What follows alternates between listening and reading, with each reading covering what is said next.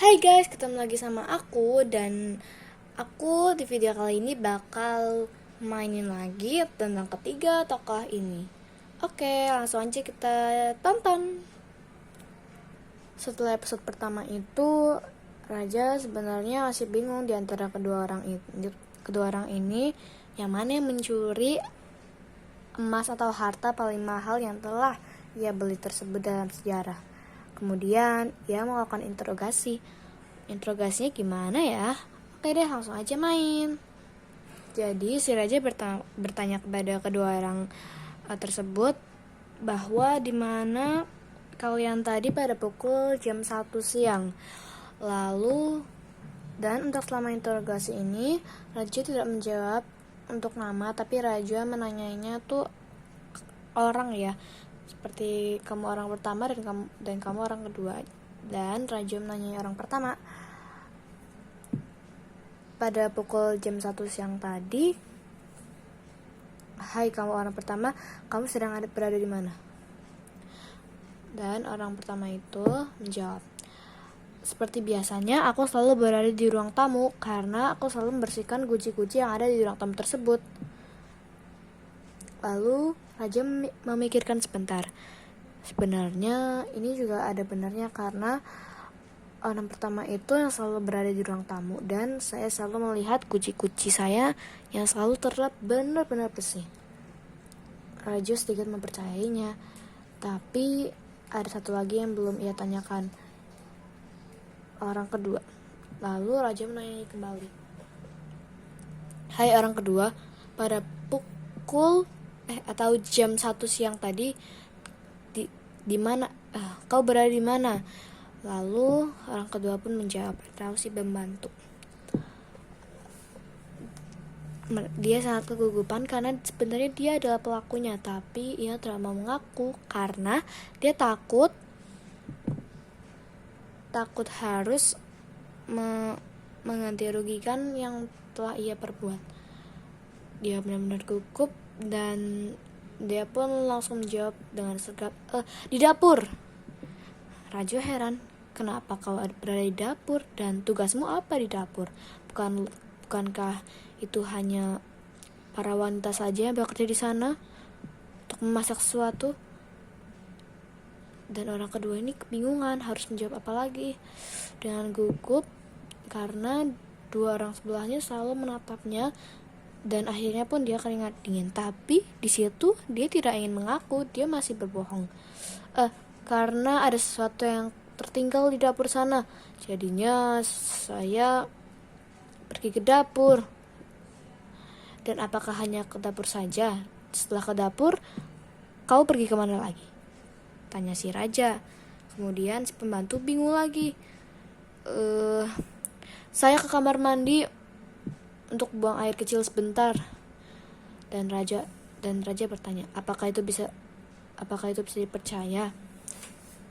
Dengan sigapnya si pembantu langsung menjawab, siap, bisa, itu pasti bisa dipercaya karena hal itu yang benar-benar saya lakukan pada jam 1 siang tadi. Raja bingung, tapi ia percayainya, tapi sedikit tidak. Karena kenapa ia menjawabnya dengan gugup, tidak sesantai si orang pertama. Akhirnya Raja pun menemui para wanita atau bibi-bibi yang biasanya ditugaskan untuk memasak. Dia pergi ke dapur. Nah, setelah pergi ke dapur, orang pertama ini bertanya kepada si pembantu, kenapa kau selalu menjawab pertanyaan orang itu dengan gugup? Dan si pembantu bingung harus menjawab apa. Sekian lama dia belum menjawab dan ditanya terus oleh orang pertama ini, atau dilihatin terus.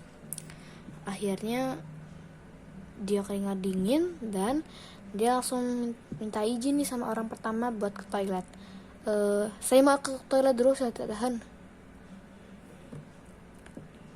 Orang pertama ini sudah tahu sepertinya, karena dari awal kalau si pembantu ini diajak ngobrol itu selalu saja banyak sekali alasannya, dan dia yakin bahwa dia bukan melakukannya.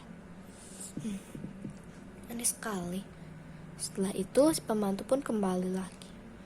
Nah, pada saat si pembantu kembali lagi, raja langsung datang ke situ dan bilang, apakah orang kedua, apakah kau benar yang tadi kau katakan itu? Lalu orang kedua pun atau si pembantu ini berkata kepada raja, benar, tadi siang saya pergi ke dapur untuk mengambil suatu barang. Lalu raja bertanya, barang apakah itu? Nah, di situ tuh deg-deg si pembantu benar-benar sangat gugup sekali. Barang apa ya tadi? Nah, di situ raja mulai benar-benar melihat terus ke arah mata si pembantu, yang menjadi si pembantu mengakui perbuatannya. Mohon maaf raja, sebenarnya saya melakukan semua ini. Kedua orang itu benar-benar kaget. Apa? Kenapa kamu melakukan ini? Kenapa kamu melakukan ini? Seharusnya kau jujur saja. Dan saya seharusnya jam segini sudah pulang. Tidak usah diinterogasi lagi, karena saya bukan pelakunya, kata orang pertama. Lalu raja benar-benar marah sontak sekali, karena emas itu adalah emas yang paling mahal dalam sejarah yang ia pernah beli. Dan si pembantu mulai sangat menyesali perbuatannya, karena ia takut akan dihukum berapa lama di penjara.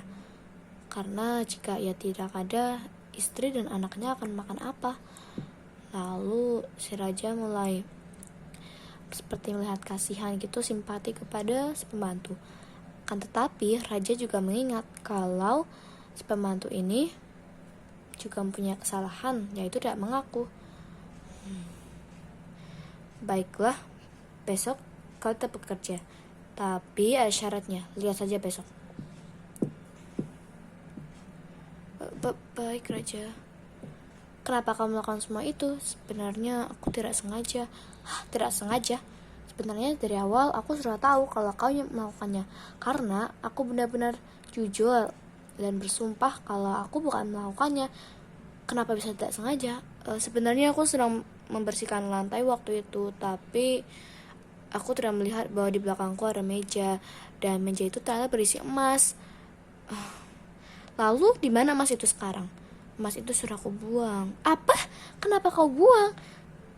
Iya, karena emas itu pecah dan aku khawatir sekali jika raja melihatnya dan memarahiku dengan habis-habisan.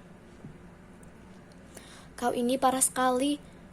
Jika raja tahu emas itu dibuang, kau akan diberi hukuman lebih berat lagi loh. Saran aku, tolong cari emas itu kembali dan bawakan kepada raja. Baiklah, sudah mau malam ini. Kalau begitu kenapa tidak mengaku saja?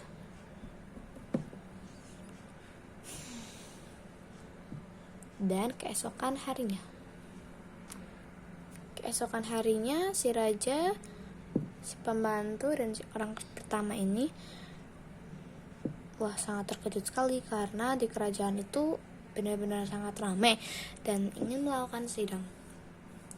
Dan akhirnya setelah sidang berlangsung, si pembantu itu diberi hukuman, yaitu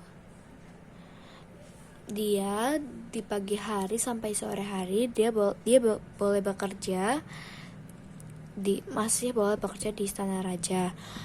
Kemudian sampai malam dia di penjara, tapi di penjara ini bukan di polisi ya, di rumah raja sendiri, biar sekali bangun langsung bersihin si istana raja ini.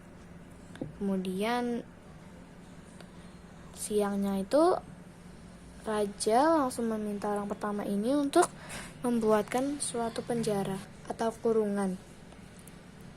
Terbentuklah itu suatu kurungan dan pembatasnya. Akhirnya malam ini pun tiba. Orang pertama seperti biasa, ia sudah dijadwalkan untuk pulang. Akhirnya dia pulang, dan raja ingin beristirahat di tempat atau tahtanya berada. Tapi sebelum itu Raja harus melihat dulu dan memastikan apakah si pembantu ini sudah dipenjara. Ayo masuk.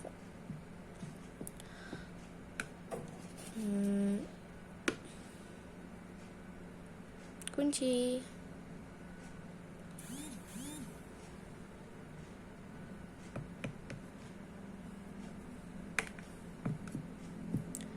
Oke, inilah part terakhir dari emas yang telah hilang ya guys. Dan kuncinya dan pesan yang dapat kita ambil itu selalu mengakui perbuatan, walaupun itu baik atau buruk. Kita harus selalu mengakui bahwa itu adalah perbuatan kita. Tapi yang kita lakuin aja ya, jangan perbuatan orang lain kalian anggap kita yang melakukan hal itu tidak boleh. Dan jangan takut pada orang lain. Selalu jujur untuk menyampaikan suatu kebenaran. Oke, sampai sini aja. Next video kita bakal bahas apa lagi ya. Jangan lupa like, comment, and subscribe. Oke, setelah ini kalian juga bakal bisa main sama aku kok. Bye.